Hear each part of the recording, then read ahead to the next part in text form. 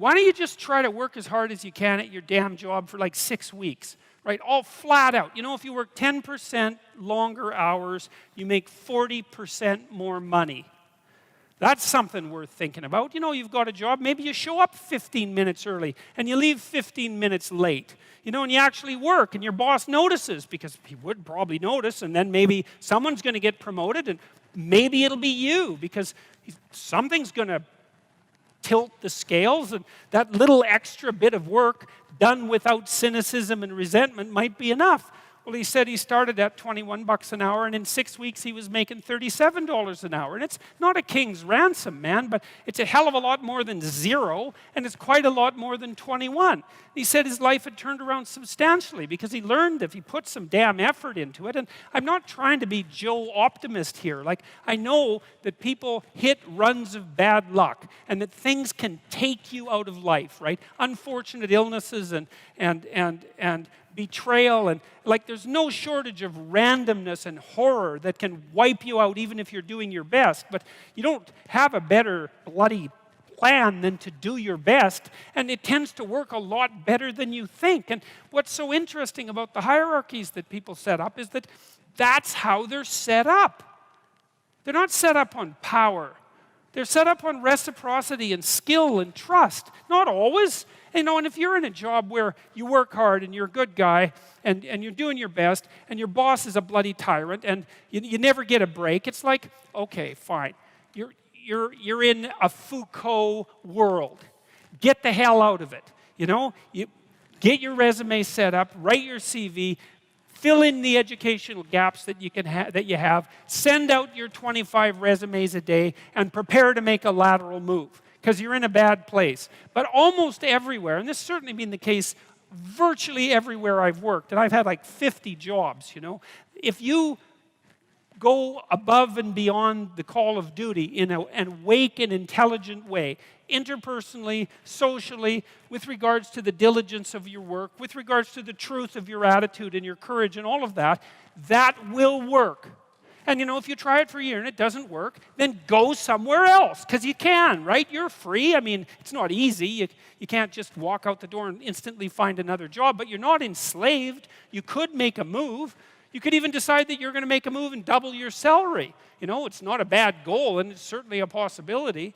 It's like, it isn't hierarchy. It's ethics that determines success in a functional society.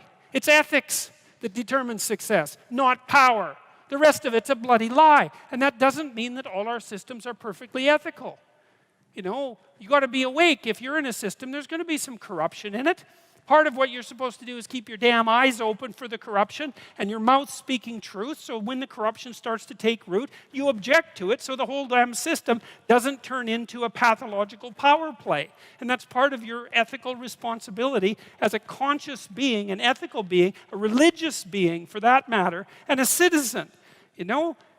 And you're charged with that. That's why you vote. That's why you're the cornerstone of your state, man. You're the what would you call? You're the wellspring of the ethical actions that replenish the dying world. That's what you are.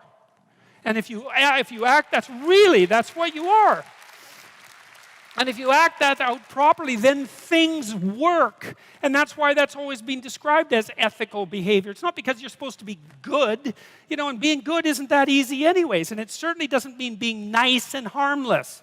It's not an easy thing to be good. You have to be tough as a damn boot to be good, because you have to stand your ground when you need to stand your ground, and you have to be able to say no when it's time to say no, and you have to mean it. And so then you have to think and plan strategically so that when you're going to say no, you can mean it and it will stick. You know, and that takes a certain amount of integrated malevolence, I would say. And once it's integrated, it's not malevolence, it's strength. It's strength of character. It's the ability to stand your ground. And you have to cultivate that. And you cultivate that at least in part by telling the truth. And so you take your place in the world as a decent person and as a decent citizen, and you play the hierarchical game properly. And that is to stand up straight with your shoulders back. It's like the world's an onslaught. You've got the tyranny of culture to deal with. You've got the catastrophe of nature. You've got your own damn malevolence and ignorance, right? All coming at you, plus the incredible, complicated, indeterminate potential of the future. That's all coming at you, and it's all your responsibility. And you can cringe away from it and be afraid of it and be victimized by it and be bitter and cynical about it. And no wonder, because it can be painful. Or you can turn around and you can say, man, bring it on, because there's more to me than there is to the catastrophe. And this is what I discovered from looking at what I looked at. I looked at the darkest things I could look at, really, for 30 years. I was really a lot of fun to be around, I can tell you.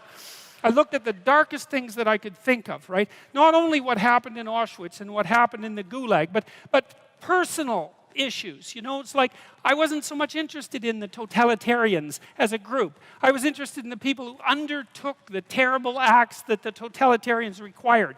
You know, the people who, I was just rereading Ordinary Men, and it was a story about a police battalion in Poland that trained ordinary policemen to take naked pregnant women out into the fields and shoot them in the back of the head. It takes a lot of training, by the way, before you can bring yourself to do that. And you aren't the same person by the end of it. It's pretty goddamn horrific. You know, and I was trying to figure out, what would it be like to be that person? Because we are that person. And then what would it be like to not be that person, right? To refuse to do that, to not participate in that. You know, and what I discovered by making that totalitarian proclivity personal was that there's more to us than there is to the horror.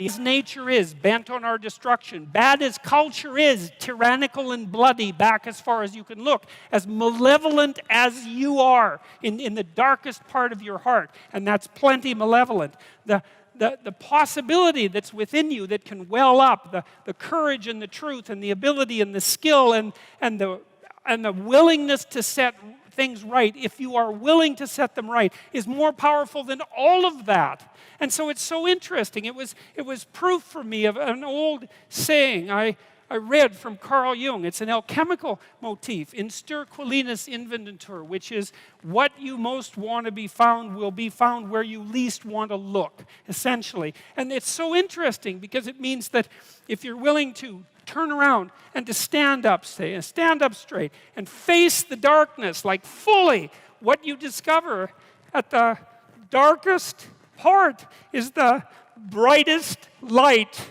And that's something that's so much worth discovering, because there's going to be terrible darkness in your life.